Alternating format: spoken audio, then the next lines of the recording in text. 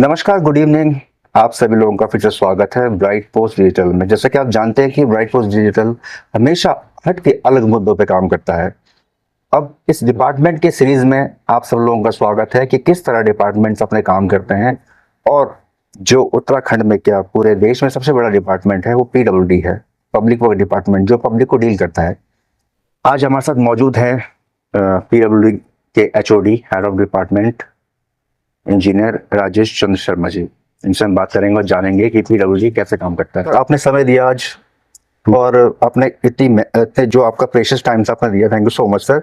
सबसे पहले दर्शकों को आप ये बताइए कि पीडब्ल्यूडी काम करता कैसे है और इसके मेन काम क्या क्या है। देखिए, पीडब्ल्यूडी का एक तो हमारा नेचुरली पब्लिक वर्क्स डिपार्टमेंट है, तो जितने भी हमारे ऐसे इंफ्रा के वर्क जो पब्लिक से रिलेटेड होते हैं वो हम लोग काम करते हैं। इसमें हमारे मुख्यतः रोड्स हैं, बिल्डिंग्स हैं, ब्रिजेस हैं, और अब पीडब्ल्यूडी रोड के प्रोटेक्शन में जो हमारे स्लोप इंस्टॉलेशन कर रहे हैं वो भी हम इसको टेकअप कर रहे हैं। टनलिंग है, रोड सेक्टर से जितनी भी चीजें टनल्स हों ये सब पीडब्ल्यूडी बनाता है इसको। जी जी। तो सर दूसरी बात ये है कि कई तरह के सवाल उठते हैं जो लोग नहीं जानते डिपार्टमेंट के बारे में, डिपार्टमेंट कैसे काम कर रहा है। आप एचओडी है यहाँ के हेड ऑफ द डिपार्टमेंट, तो सर कई लोग सवाल करते हैं कि पीडब्ल्यूडी काम नहीं कर रहा है, सड़कें नहीं बन रही है, तो सर क्या उसका रीजन है, मतलब लोग जो बोलते हैं इतना। देखिए, ऐसा है कि आप जब अभी आए होंगे या कहीं भी जाते हैं तो आप रोड ही यूज करते हैं। श्योर, रोड यूज करते हैं, तो ये कहना कि रोड नहीं बनाते हैं, काम नहीं करते हैं, ब्रिजेस भी आप नदियां पार करते हैं। बिल्कुल। तो जो नदियां पार करते हैं उसमें जो ब्रिजेस बने वो भी पीडब्ल्यूडी बनाए हैं। तो ये अपने में हो जाता है कि वही पीडब्ल्यूडी ने काम कर रहे हैं, तभी आज हम इतना एक्सेस कर पा रहे हैं पूरे उत्तराखंड में या कहीं पर भी। तो ये मैं इससे थोड़ा सहमत नहीं हूँ कि पीडब्ल्यूडी काम नहीं करता है या पीडब्ल्यूडी ने अब तो कोई डिलीवर नहीं करा है। जी जी, तो ये सब काम कर रही है सर। मैं ये जानना चाहता हूँ सर कि अमूमन लोग पूछते हैं कि कितना आप लोग खर्च करते हैं, तो आपने अभी दिखाया भी था मेरे को कि भाई इस फाइनेंशियल ईयर में आपने 98% तक आपने खर्च कर दिया है। तो सर ये यहाँ पे बहुत बड़ी बात है, रिकॉर्ड ही है एक तरीके से। ये एक्चुअली हमारा ये रिकॉर्ड क्या है, हम इसको हमेशा ही ऐसा करते आए हैं। ऐसा नहीं है कि इसी वर्ष ऐसा हुआ होगा। हम लोग जो हमको अपना टारगेट मिलता है उसमें हमारे शासन स्तर से, हमारे सचिव महोदय के स्तर से भी एसिस के साथ ऑलमोस्ट हर वीक मीटिंग होती है।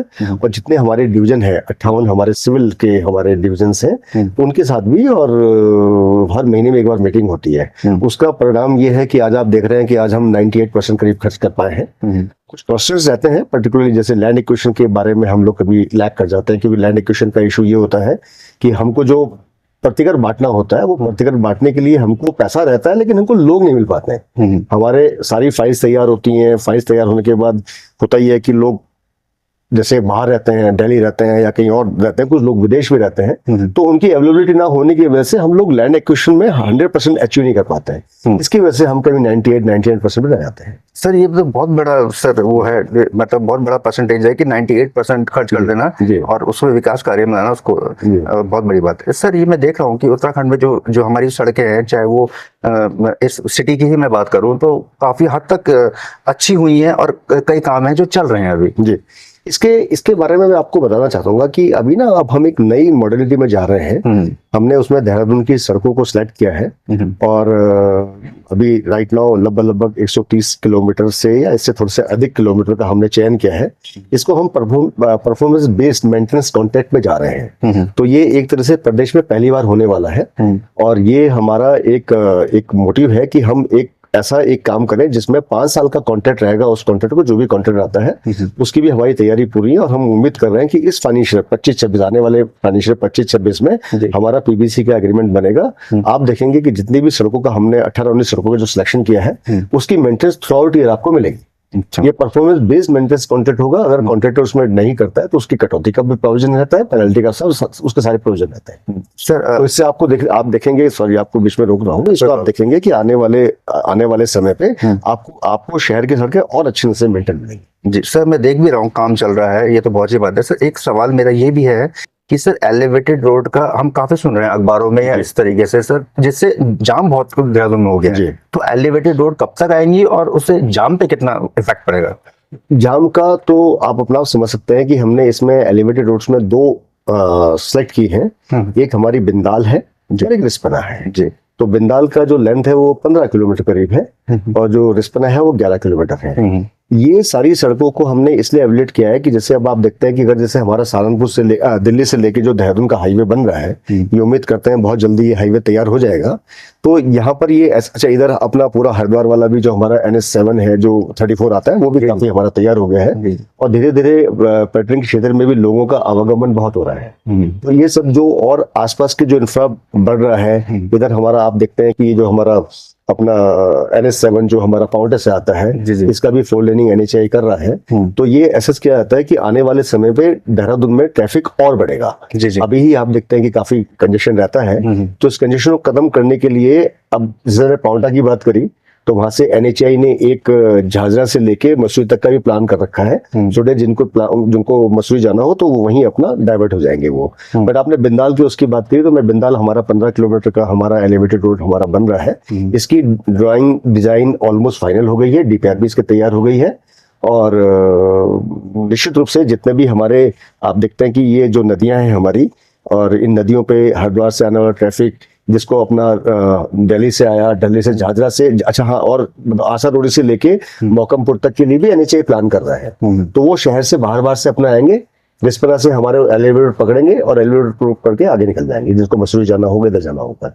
इसी प्रकार से बिंदाल रिवर पे भी जितना भी हमारा ट्रैफिक आ रहा है, तो निश्चित रूप से जिनको सीधा जाना है वो भी अपना निकल जाएंगे, जिनको अपना एक्सेस लेना है शहर में, बिंदाल है इधर अपना जहां पर भी एक्सेस लेना तो हम अपना उसको एक्सेस दे रहे हैं। तो आने वाले समय में आप देखेंगे अगर शहर का जो जिन लोगों को केवल एक पर्टिकुलर स्टेज में जाना है वही अपना रोड यूज करेंगे, जिनको आगे मसूरी निकलना है या और जैसे मान लिया जाए मुझे अपने ऑफिस आना है, तो मैं अगर दिल्ली से आ रहा हूं तो मैंने बिंदाल से पकड़ा, मैं अपना यहाँ आके बिंदाल पे अपना एक्सेस लेके अपना यहाँ आ जाऊंगा। तो निश्चित रूप से आने वाले समय पे मुझे पूरी उम्मीद है कि इसका एक बहुत ऐसा एक इम्पैक्ट पड़ेगा शहर के ट्रैफिक पर, जो अपने में बड़ा एक ट्रमेंडस होगा। मतलब लोग जैसे लोग सोचते हैं, ऐसे मैं अगर रेस्पॉन्सिबल की बात करूँ, वहाँ बहुत भयंकर जाम लगता है, बिंदालपुर है ये एरिया है, यहाँ भी जाम लगता है, तो मतलब उसके लिए वो वरदान साबित होगा। ये निश्चित रूप से जितना भी दिल्ली से आ रहा है, हरिद्वार से आ रहा है, वो सारे लोग अपना इसी को यूज करेंगे। जिनको मसूरी निकलना है वो निश्चित रूप से मतलब इसमें कोई भी आप रोड यूजर है, आपको अगर आना है, आपको पता लगता है कि मेरे पास 4 लेन मेरे पे एलिवेटेड रोड है, अनइंटरप्टेड रोड है, कहीं भी हमारी ग्रेड क्रॉसिंग नहीं है, कहीं ग्रेड पर हमारा कोई रोड नहीं जा रहा है, तो उसी को फॉलो करेंगे।